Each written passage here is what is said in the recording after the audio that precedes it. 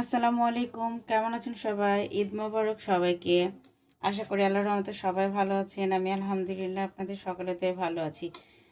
আজকে তৈরি করব কুনাফা, সেজন্য আমি এখানে নিয়ে নিয়েছি লাচ্চা সেমাই। লাচ্চা সেমাইগুলোকে আমি একটু হাত দিয়ে প্রেস করে এইরকম কুচি কুচি করে নিয়েছি।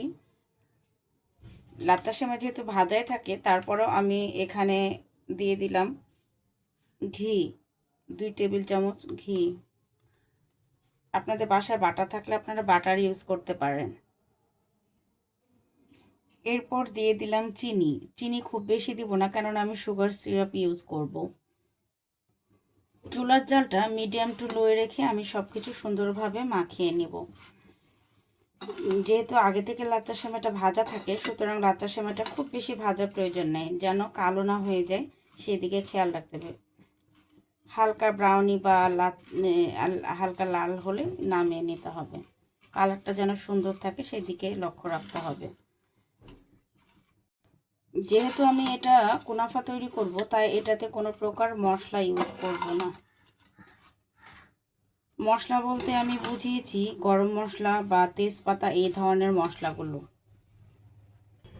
এই তো দেখতেই পাচ্ছেন কতটা সুন্দর কালার হয়েছে, না পুড়ে গেছে না দেখতে খারাপ হয়েছে, মুচমুচে হয়েছে এবং সুন্দর হয়েছে। সেই সাথে আমি এই একটা বোল নিয়ে নিয়েছি এবং এটাতে সুন্দর করে সেট করে নিয়েছি চেপে চেপে।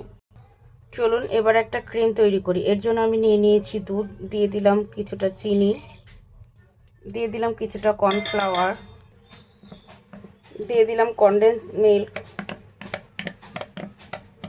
কনডেন্স মিল্ক দিলে সুগার লেভেলটা ভালো থাকে, এমনকি এটা গাঢ় হয় সুন্দর, এর জন্য কর্নফ্লাওয়ারটা ইউজ করা। দিয়ে দিলাম কিছুটা ক্রিম। আপনার বাসায় যে ক্রিমটা থাকবে সেটা ইউজ করবেন। এরপর চুলার আঁচটা লোয়ে রেখে আপনাকে অনবরত নাড়তে থাকতে হবে, যেন কোনো প্রকার গোটা না লেগে যায়। যেহেতু কর্নফ্লাওয়ার ইউজ করা হয়েছে, গোটা লেগে যেতে পারে।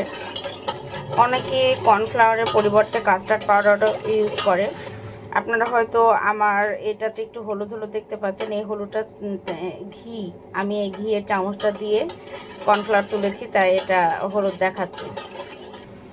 এরপর আমি কিছুটা পাউডার দুধ ইউজ করছি, খেতে অনেক বেশি ভালো লাগবে।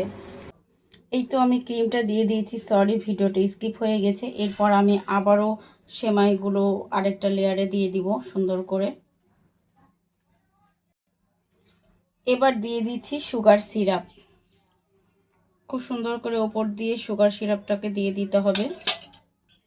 এই তো এবার আমি ডেকোরেশনের জন্য 3-4 রকমের বাদাম নিয়ে নিয়েছি, এটাতে সুন্দর করে ডেকোরেশন করে নিই।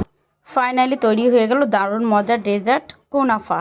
অবশ্যই আপনারা বাসায় ট্রাই করে দেখবেন। সবাই ভালো থাকবেন। আবারও ধন্যবাদ। আসসালামু আলাইকুম। ঈদ মোবারক।